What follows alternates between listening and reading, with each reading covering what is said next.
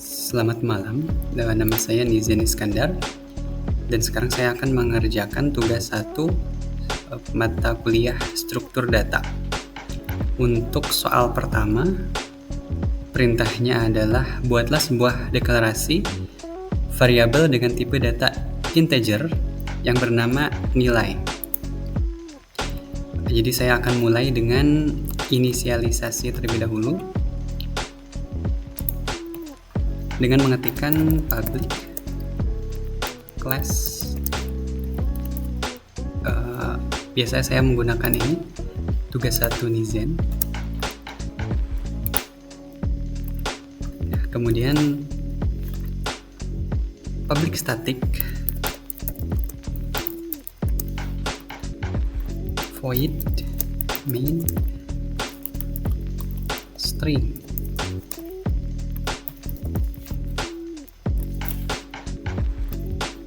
Nah, ini sudah hampir selesai untuk pembukaannya. Oke, sekarang bisa langsung masuk ke pengerjaan soal nomor 1. Untuk pembuka ini yang tadi saya ketikkan di awal itu merupakan baris-baris yang harus ada di Java supaya program bisa dijalankan. Itu tuh dinamakan, saya biasa nyebutnya titik awal eksekusi program.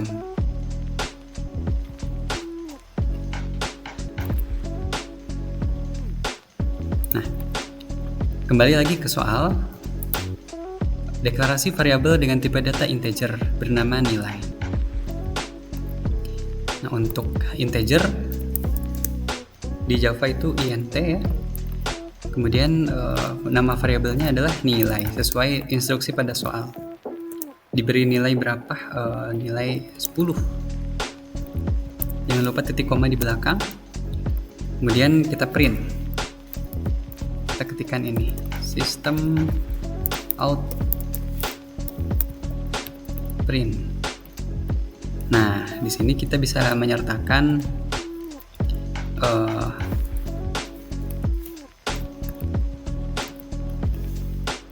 string,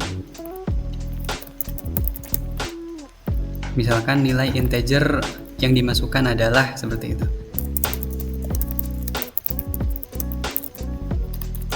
Nah, supaya lebih rapi juga outputnya, barulah kita masukkan, kita panggil lagi tadi variabel nilai di sini. Nah, di sini sudah selesai sebenarnya untuk penulisan variabel nilai integer dengan isinya adalah 10. Kemudian untuk pemanggilannya saya sengaja mengetikkan ini supaya lebih rapi dan ada bahasanya seperti itu. Baru kita run Java-nya. Nah, ini adalah outputnya. Untuk output sudah sesuai juga ya dengan nilai yang kita isikan. Berarti saya asumsikan untuk pengerjaan soal nomor 1 sudah berhasil dikerjakan. Sekarang saya akan lanjutkan ke pengerjaan soal nomor 2. Buatlah sebuah deklarasi variabel dengan tipe data string yang bernama kata yang berisi kata struktur. Nah, untuk pengerjaan ini saya akan berikan dulu komen ya. Seperti tadi di soal yang pertama juga saya berikan komen. Pengerjaan soal nomor 2. Nah, karena tipe datanya string, kita tulis di sini string. Terus kata. Nama variabelnya adalah kata. Dan juga untuk isinya seperti pada soal struktur. Kita tulis struktur. Titik komanya jangan lupa. Nah, di sini kita bisa menambahkan komen bahwa ini adalah deklarasi. Ini adalah deklarasi variabel kata dengan isi struktur seperti itu. Nah, sekarang kita panggil. Sekarang kita tampilkan variabel kata ini. Caranya sama seperti tadi, system out print. Nah, di sini habis print kata yang dimasukkan ke variabel adalah, nah di sini baru tambahkan plus kata. Kenapa saya tambahkan ini backslash n? Karena untuk menambahkan baris baru ya, supaya outputnya lebih rapi. Sudah selesai. Ini kita bisa jalankan run Java-nya. Nah, ini hasil dari soal nomor 2. Ini kan soal nomor 1 menampilkan nilai dari integer. Untuk soal nomor 2, kata yang dimasukkan ke variabel adalah struktur. Jadi ini sudah sesuai. Kita bisa lanjut ke soal nomor 3.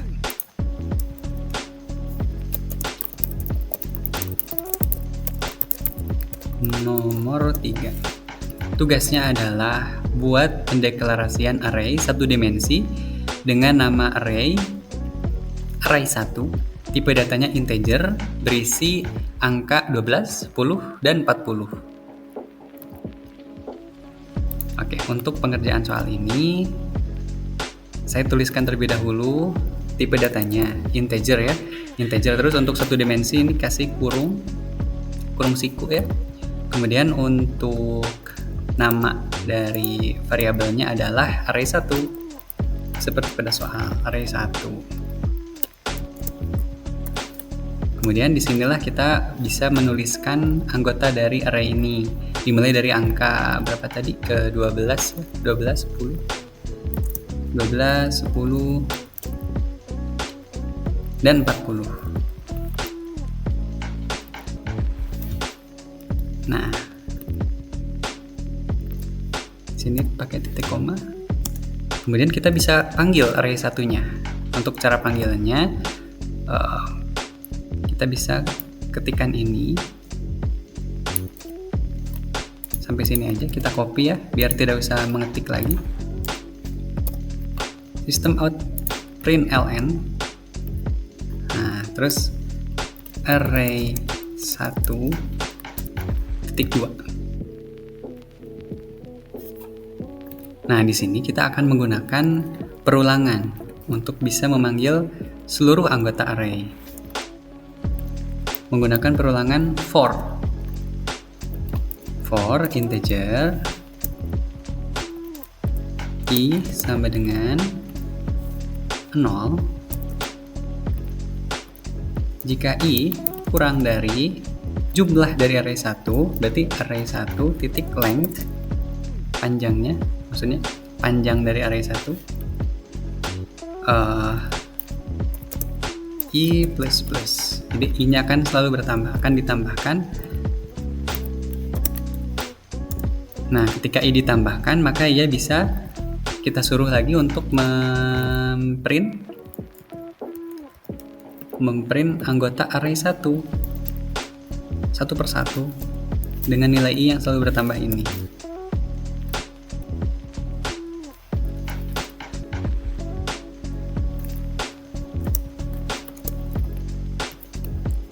Nah, jangan lupa ditambahkan baris ya seperti ini supaya dia bisa ada jaraknya. Kayak gini aja. Nah, nanti ada jarak antar barisnya ini. Jadi nanti ke bawah seperti itu untuk tampilannya itu. Maksudnya adalah vertikal ya. Supaya vertikal. Oke. Saya rasa ini udah cukup. Oh ya, ini kurang titik koma. Oke, sekarang kita coba run. Nah, untuk array 1 sudah berhasil tampil ya. Array 1 ini outputnya 12, 10, 40 sesuai yang diminta pada soal.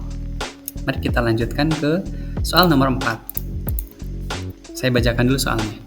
Buatlah pendeklarasian array 2 dimensi dengan nama array adalah array 2, tipe datanya integer, yang terdiri dari 2 baris dan 3 kolom.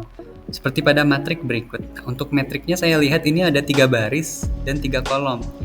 Jadi saya asumsikan untuk soalnya ini maksudnya mungkin terdiri dari 3 baris dan 3 kolom ya. Karena pada soal saya lihat 2 baris dan 3 kolom kurang sesuai dengan contoh yang ditunjukkan. Maka saya asumsikan mungkin ada kesalahan dari pengetikannya. Jadi saya asumsikan ini 3 baris dan 3 kolom. Arraynya 2 dimensi. Oke, untuk pengerjaannya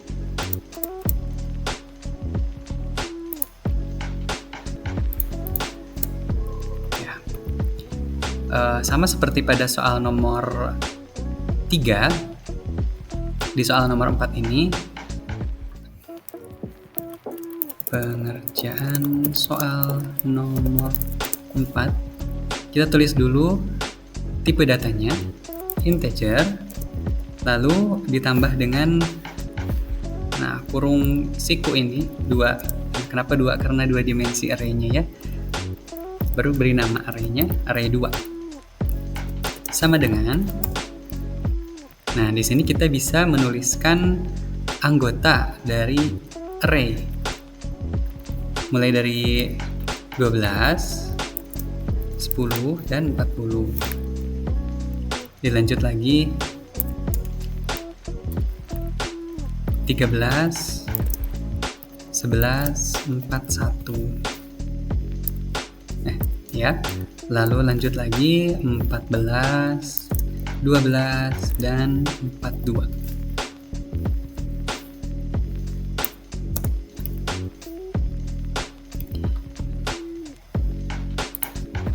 Nah, ini kan untuk baris 1 ya. Baris 1 pada matriks.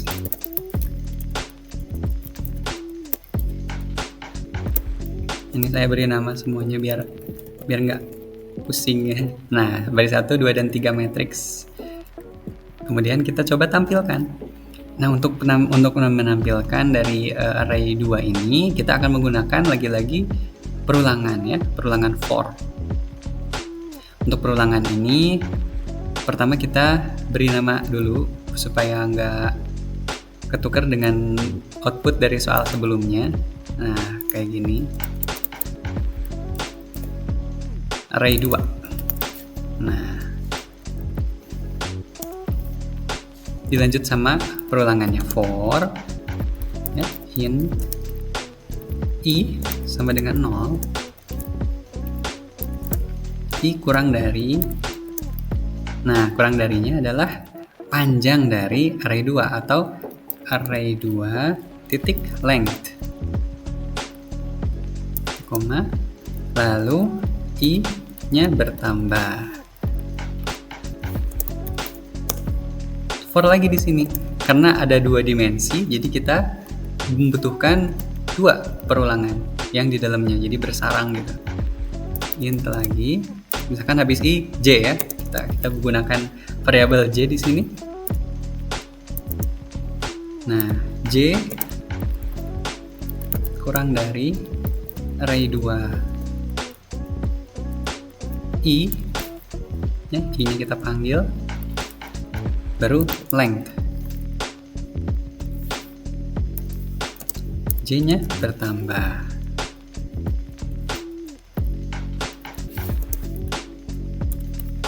Oke, dan dia fungsinya untuk memprint si array 2-nya yang anggotanya terdiri dari i dan j. System out print, terus panggil variabel array 2 ya, array 2, kasih di sini i dan j.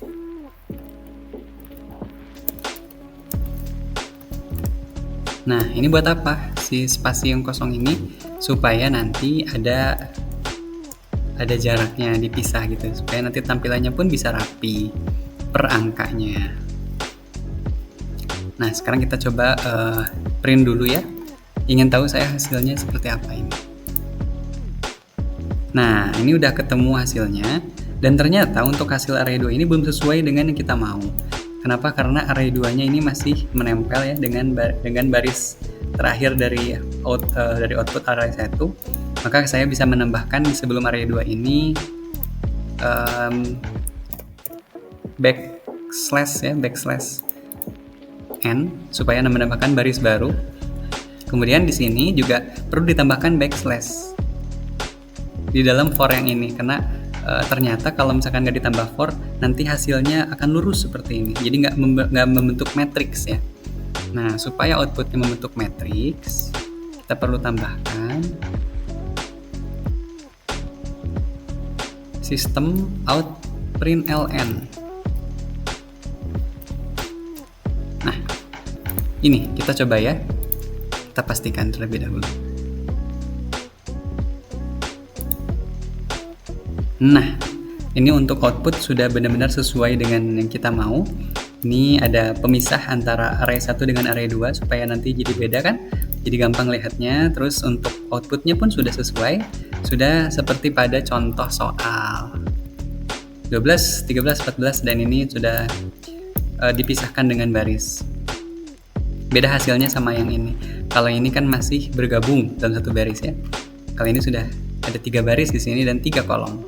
Udah bagus. Kemudian kita lanjut ke soal terakhir, soal nomor 5. Buatlah deklarasi linked list yang memiliki list 10, 20, 30, 40, dan 50. Nah, untuk soal ini, khusus pada soal ini, kita belum bisa langsung mengerjakan sebelum menambahkan library dari linked list ya. Kita perlu menambahkan linked list, dan ini saya sudah dapat untuk cara mengimpor library-nya. Kita ke baris paling atas terlebih dahulu. Baris paling atas nih, sebelum public class, di sini kita tambahkan import. Lalu Java utility. Nah, di sini cari linked list. L-nya besar ya, linked list. Nah, sudah diberitahu ya sama sistem ini, dikasih tahu. Oke, ini cuman perlu tambahkan baris ini saja supaya kita bisa membuat linked list untuk soal nomor 5. Oke. Pengerjaan soal nomor 5.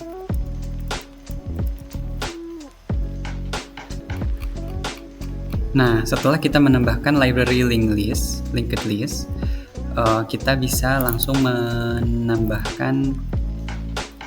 menyebutkan ya di sini linked listnya. Utilitas linked list ini kita perlu pakai kurung siku di sini. Nah, sesuai pada soal, list kan itu terdiri dari angka semua ya. Kalau angka semua berarti dia tipe datanya integer.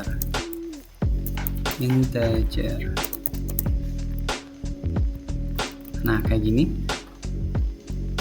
Tapi sepertinya ada yang salah karena ini tidak berwarna hijau. Integer harusnya, nah seperti ini harusnya ya. Integer, lalu linked list. Oke. New linked list. Semuanya sama saya kasih nama linked list dengan L yang besar ya, linked list.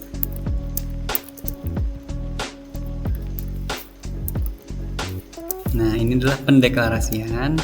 Ini deklarasi linked list. Nah, oke. Lalu kita tambahkan anggota-anggota dari linked list yang kita yang dikasih sama soal, dimulai dari angka 10, 20, 30, 40, 50. Penambahannya itu kayak gini, linked list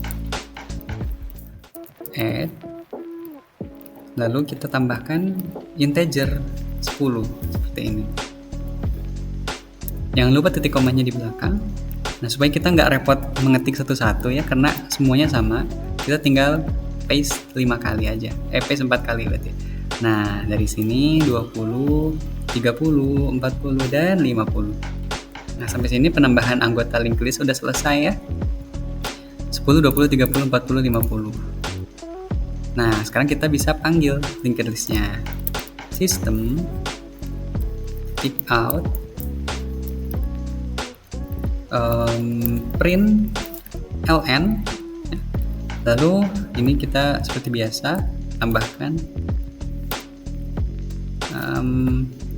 kata-kata pembuka terlebih dahulu, linked list. Kita pisah deh linked listnya gini ya.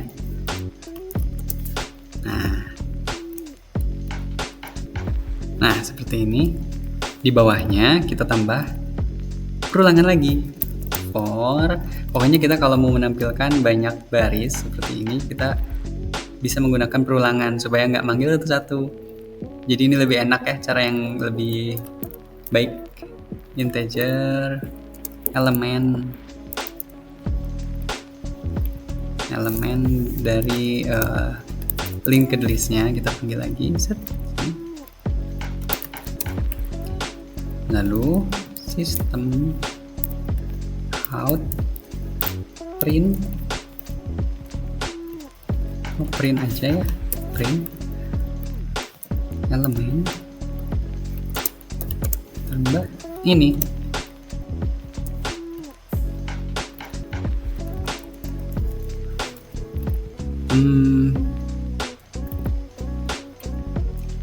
Harusnya ini udah bisa ya untuk menampilkan linked list berisi 10, 20, 30, 40, 50. Nah, ini dia. Jadi fungsi dari spasi kosong ini adalah biar nanti di linked listnya itu bisa terpisah seperti ini dan outputnya rapi. Nah ini kan sudah sesuai ya dengan yang dicontohkan linked listnya. Dan tapi kita juga bisa nambahin opsional aja mungkin ya, jumlah dari linked list yang jumlah dari anggota linked listnya. Nah untuk menambahkan jumlah supaya kita bisa tahu anggota linked listnya ada berapa, kan ada 5 ini ya. Nah supaya sistem juga bisa langsung outputin si jumlahnya, kita bisa tambahkan system out kayak gini. Kita copy aja supaya tidak usah mengetik. Nah print, tapi untuk printnya saya lebih suka yang biasa, print. Nah terus di sini jumlah elemen linked list seperti ini, terus plus linked list titik size. Nah ukuran dari linked listnya, titik koma jangan lupa dicantumkan. Nah sekarang kita coba run lagi. Ini harapannya bisa memunculkan output berupa jumlah dari linked list, jumlah elemen dari linked list. Nah sesuai harapannya, ini dia baris yang baru saja kita tambahkan. Jumlah elemen linked list ada 5 totalnya.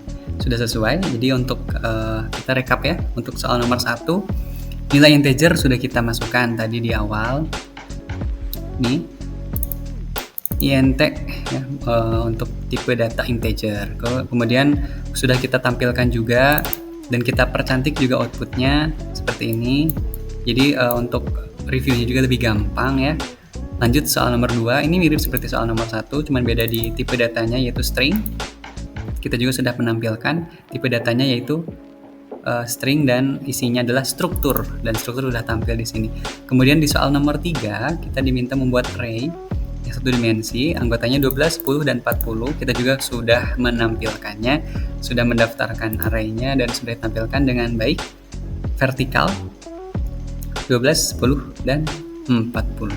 Lanjut lagi dengan tipe data integer untuk array 2 dimensi. Dinamakan array 2 di sini sesuai pada soal. Ini baris 1, baris 2, baris 3, dan kita sudah tampilkan semuanya ya. Sesuai lagi dengan output yang diharapkan pada soal. Dan terakhir, lagi-lagi kita berkaitan dengan integer dan menggunakan fungsi perulangan for untuk menampilkan anggota dari linked list yang kita tambahkan. Dan ini kita untuk mengerjakan soal nomor 5 ya, kita udah menambahkan library linked list di sini di atas. Nah, akhirnya bisa tampil jumlah, bahkan dengan jumlah elemen dari linked listnya supaya outputnya semakin lengkap. Jadi anggota linked list sudah bisa kita sebutkan satu persatu di sini, dan jumlahnya juga sudah dicantumkan ada 5 totalnya. Oke, mungkin cukup sekian laporan pengerjaan yang bisa saya sampaikan di video ini. Terima kasih banyak sudah menonton dan selamat melanjutkan aktivitasnya kembali.